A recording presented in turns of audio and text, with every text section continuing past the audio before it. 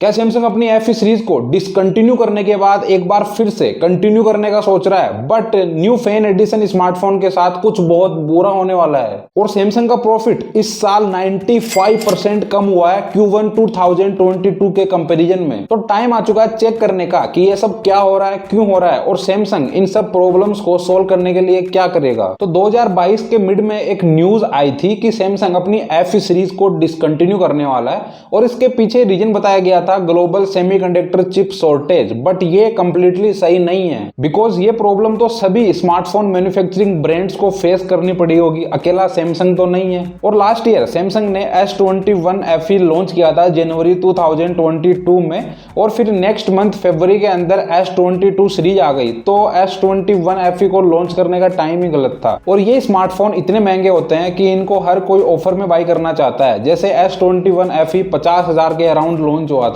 और सेल के time normally 10 से 15,000 रुपए तक का प्राइस ड्रॉप भी मिलता है। और ऐसा नहीं है कि S21 FE बिल्कुल भी लोगों ने नहीं खरीदा हो, लोगों ने खरीदा है और अच्छा खासा खरीदा है। और एट द एंड मैटर भी यही करता है कि स्मार्टफोन बिकना चाहिए बस। तो Samsung Galaxy S22 FE launch हो जाना चाहिए था जनवरी 2023 में ही, फिर अभी तक इसको लॉन्च क्यों नहीं किया गया?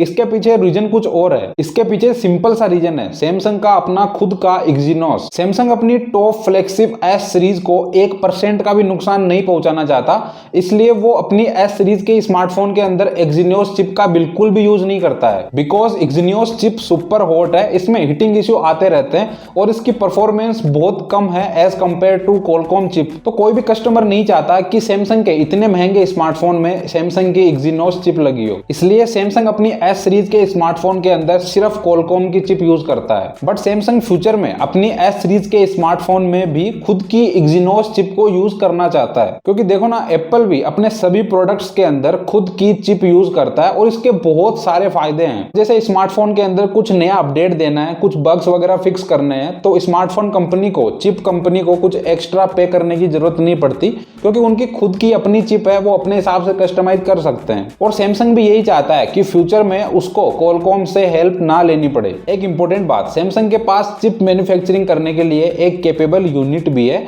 जिसमें सैमसंग ने अच्छा खासा इन्वेस्ट कर रखा है। तो सैमसंग एक्जीनोस को बिल्कुल भी शट डाउन नहीं करेगा। और सुनने में यह आ रहा है कि 2025 तक सैमसंग अपनी एक न्यू चिप लॉन्च करेगा, वो स्मार्टफोन के अंदर यूज होगी और जो एक्जीनोस चिप है वो सिर्फ ऑटोमोबाइल इंडस्ट्री के लिए यूज होगी। तो रिसेंटली सैमसंग ने अपनी new flagship chip Exynos 2300 launch कर दिया है और ये 3 नैनोमीटर पे बेस्ड है। तो सैमसंग को अपनी ये न्यू फ्लैगशिप चिप को यूज करने के लिए एक नया बकरा चाहिए और इस चिप को S22 FE के ऊपर टेस्ट किया जाएगा। और रिसेंटली अभी लीक से ये पता चला है कि सैमसंग S22 FE को लॉन्च नहीं करेगा, अब डायरेक्ट S23 FE आएगा, जिसमें एक्जीनोस 2300 चिप लगी हो सकती है। But Samsung Galaxy S23 FE 2023 के एंड तक लॉन्च होगा। और फीचर्स की बात करें तो इसमें सेम S22 में आने वाला 50 मेगापिक्सल का मेन कैमरा लेंस होगा एंड 12 मेगापिक्सल का अल्ट्रा वाइड लेंस होगा और साथ ही 8 मेगापिक्सल का 3x जूम लेंस होगा और 12 मेगापिक्सल का सेल्फी कैमरा होगा। इसमें LPDDR5 रैम होगी विद UFS 3.1 स्टोरेज। और रिसेंटली ये पता चला है कि सैमसंग S23 FE एक्जीनोस 2200 के साथ आ सकता है, बट मे भी ऐसा नहीं होगा, इसके 90% चांस है, बिकॉज एक्जीनोस 2200 सैमसंग के S22 के अंदर ऑलरेडी है,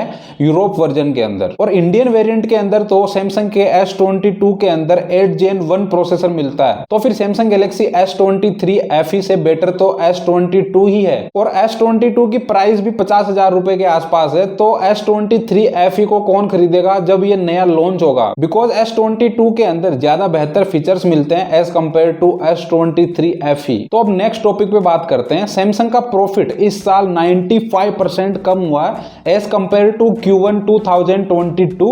तो इसके 3 रीजन है। फर्स्ट, सैमसंग के जो बजट स्मार्टफोन होते हैं उनका UI एक्सपीरियंस बहुत ज्यादा डिफरेंट होता है फ्लैगशिप स्मार्टफोन के UI से। तो ये एक गलत बात है, UI एक्सपीरियंस सेम होना चाहिए। जैसे एप्पल के हर एक आईफोन में सेम UI एक्सपीरियंस देखने को मिलता है, फिर चाहे उसकी प्राइस कम हो या फिर टॉप नॉच हो। सेकंड, सैमसंग के बजट स्मार्टफोन प्रेजेंट टाइम में बहुत कम लोग बाई करते हैं बिकॉज 40,000 तक की प्राइस रेंज के अंदर भी एक्जीनियस प्रोसेसर का यूज करता है सैमसंग। और बजट स्मार्टफोन ब्रांड्स जैसे रियलमी, पोको, वीवो, एमआई, इन सभी के स्मार्टफोन ज्यादा बेहतर है सैमसंग के कंपैरिजन में। तो एक बात तो क्लियर है, सैमसंग का जो प्रॉफिट है वो उसकी एस सीरीज से आता है और फोल्डिंग स्मार्टफोन से आता है। और रिसेंटली सैमसंग ने अपनी एस सीरीज के 2 स्मार्टफोन लॉन्च किए थे, A34 एंड A54, और ये अपनी प्राइस को बिल्कुल भी जस्टिफाई नहीं करते हैं, तो आप इनको बाई मत करना, ये बिल्कुल भी काम के नहीं है। इस प्राइस पॉइंट पे आपको और भी बेहतर स्मार्टफोन के ऑप्शन मिल जाते हैं मार्केट के अंदर। और इन 2 स्मार्टफोन से रिलेटेड आपको और जानकारी चाहिए तो आप ये वीडियो देख सकते हो। थर्ड है, सेमीकंडक्टर चिप की डिमांड कम होने से सैमसंग को नुकसान हो रहा है। और रिसेंटली S23 अल्ट्रा के अंदर जो फेक मून वाला सीन हुआ था, उसकी वजह से भी S23 अल्ट्रा की सेल्स में थोड़ा बहुत डाउनफॉल आया है। तो बस फिलहाल इस वीडियो के अंदर तो सिर्फ इतना ही। अगर आपको वीडियो अच्छी लगी तो इसको लाइक जरूर करिए और चैनल को सब्सक्राइब भी कर सकते हो। मिलते हैं नेक्स्ट वीडियो में बहुत ही जल्द, तब तक के लिए keep watching, take care, bye bye.